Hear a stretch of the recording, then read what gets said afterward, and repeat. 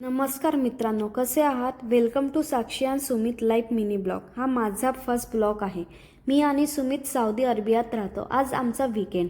आज इकडे बरीच थंडी असल्यामुळे थेट काढा बनवायला घेतला. बदामाचे सालं काढताना माझं असं डोक्यात आले, भाई ये दुख खत्म क्यों नहीं होता?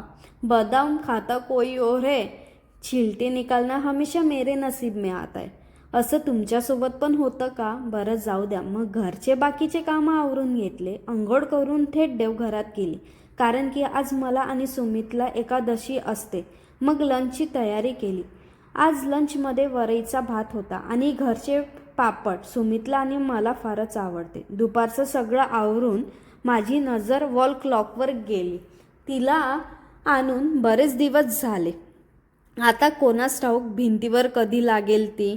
मग संध्याकाळचे सगळे कामं आवरून मी डिनरमध्ये साबुदाणा पॅटीस बनवायला घेतलं. रात्रीला मला आणि सुमितला थोडं मॉलमध्ये जायचं होतं, म्हणून लगेच मी तयारी केली. तयारी केल्यानंतर काय तर ते प्रोडक्ट एक्सचेंज करायचं होतं, कारण की इथे ट्रायल रूम नसल्यामुळे थोडे इश्यू होते. हे काम करून घराकडे निघालो. आशा आहे तुम्हाला आमचा स्मॉल जर्नी आवडेल.